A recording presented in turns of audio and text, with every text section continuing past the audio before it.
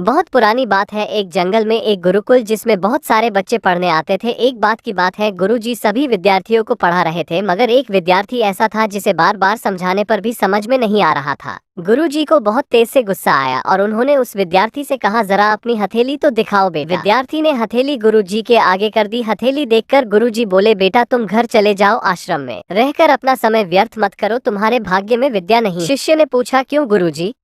गुरुजी ने कहा, तुम्हारे हाथ में विद्या की रेखा नहीं है। गुरुजी ने एक होशियार विद्यार्थी की हथेली उसे दिखाते हुए कहा, ये देखो, ये है विद्या की रेखा, ये तुम्हारे हाथ में नहीं है, इसलिए तुम समय नष्ट ना करो और घर चले जाओ और वहाँ अपना कोई और काम देखो।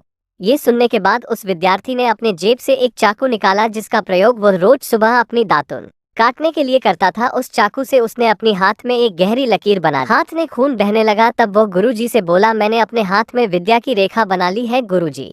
ये देखकर गुरुजी द्रवित हो गए और उन्होंने उस विद्यार्थी को गले से लगा लिया। गुरुजी बोले, बेटा तुम्हें विद्या सीखने से कोई ताकत नहीं रोक सकती है। दृढ़ निश्चय और परिश्रम हाथ की रेखाओं को ही बदल देती है। दोस्तों, वो विद्यार्थी आगे चलकर महर्षि पाणिनि के नाम से प्रसिद्ध हुए, जिसने विश्व प्रसिद्ध व्याकरण अष्टाध्याय की रचना की है। इतनी सदियां बीत जाने के बाद भी आज 2700 वर्षों बाद भी विश्व की किसी भी भाषा में ऐसा उत्कृष्ट और पूर्ण व्याख्या का ग्रंथ अब तक नहीं बना। तो दोस्तों, इस कहानी की शिक्षा ये है कि लोग चाहे जो भी बोले, हम हर एक को गलत साबित करते हुए अपनी लागन और कठिन परिश्रम के दम पर जो चाहे वो सब कुछ हासिल कर सकते हैं। कहानी पसंद आए तो लाइक, सब्सक्राइब, शेयर करना ना भूले।